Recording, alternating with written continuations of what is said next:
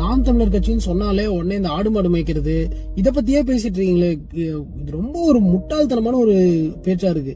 ஒரு மைக் எடுத்துட்டு போய் ஒரு பப்ளிக்ல ஒருத்தர் கேட்கறாரு, சீமான் வந்து ஆடு மாடு மேய்க்கிறத அரசு பணியாக்குறேன்னு சொல்றாரு, இதை பத்தி நீங்க என்ன நினைக்கிறீங்க அப்படின்னு சொல்லி. ஏன் சீமான் வந்து ஆரம்ப கல்வி முதல் ஆராய்ச்சி கல்வி வரை இலவசம், உங்களுக்கு பிடித்த மொழியில படிங்க, உங்களுக்கு பிடிச்ச மொழியை படிங்க, விருப்பப்பட்ட படிப்பை படிங்க, இது எல்லாமே இலவசம், கவர்மெண்ட் பாத்துக்கும் அப்படின்னு சொல்றாங்க. இதை பத்தி நீங்க என்ன நினைக்கிறீங்கன்னு ஒருத்தருமே கேட்க மாட்டேங்கிறீங்க. சரி, இருக்கிற எல்லாருக்கும் அரசு பண்ணி தரோம் அப்படின்னு சொல்றாங்க. உடனே ஒரு மீட்டிங்ல பேசிட்டு இருக்காரு, ஒருத்தன் கேட்கறாங்க, நாங்க 2 லட்சம் பேர் வேலை இல்லாம இருக்கோம், எப்படி 2 லட்சம் பேருக்கு வேலை தருவேன் அப்படின்னு. 2 லட்சம் பேருக்கு வேலை இல்லாம வச்சிருக்கானே அவனை பத்தி நீங்க கேட்கவே இல்லை. சரி, இந்த 2 லட்சம் பேருக்கு நான் மாசம் 4500 தரேன்னு சொல்றானே அவனை பத்தி நீங்க கேட்கல. இந்த 2 லட்சம் பேருக்கு வேலை வாய்ப்பு தரேன்னு சொல்றவனை பத்தி எப்படி நீ வேலை வாய்ப்பு தருவேன்னு எப்படி உங்களால கேட்க முடியுது? சரி, எனக்கு தெரிஞ்ச நாலேஜ் வச்சு நான் சொல்றேன். நாம் தமிழர் கட்சி அவங்களோட கொள்கை வாக்குறுதியின்படி நிலமும் வளமும் சார்ந்த தொழிற்சாலைகள் அமைக்கப்படும் சொல்றாங்க.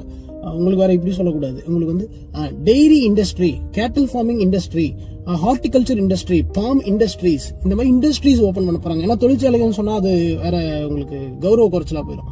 ஸோ இண்டஸ்ட்ரீஸ் ஓப்பன் பண்ணுறேன்னு சொல்றாங்க. ஒரு இண்டஸ்ட்ரி ஓப்பன் பண்ணணும்னா ஃபர்ஸ்ட் ஒரு பில்டிங் கட்டுறதுக்கு civil engineer, civil draft person, அதுக்கப்புறம் சைட் இன்ஜினியர், சூப்பர்வைசர், அதுக்கப்புறம் பிளம்பர், எலக்ட்ரிஷியன், டெக்னீஷியன் சொல்லி பில்டிங் கட்டுறதுக்கு இத்தனை பேர் தேவைப்படுவாங்க.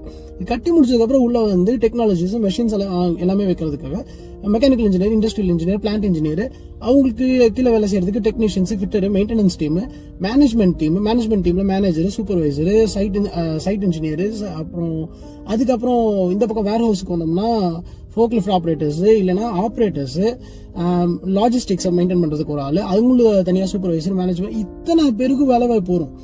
நீங்க வந்து வேலை கொடுக்குறேன், நான் உங்களுக்கு வந்து இதுல வேலை செஞ்சீங்கன்னா அரசாங்க வேலை, அவ்வளவுதான். ஸோ இந்த கான்செப்ட் வந்து நான் வேலை கொடுக்குறேன்னு சொல்லி எப்படி வேலை கொடுக்குறேன்னு கேட்குறீங்க. சும்மா காசு கொடுக்குறவன எப்படி எங்கிருந்து சும்மா காசு வரும்னு சொல்லி ஒருத்தருமே கேட்க மாட்டேங்கிறீங்களே. ஏன்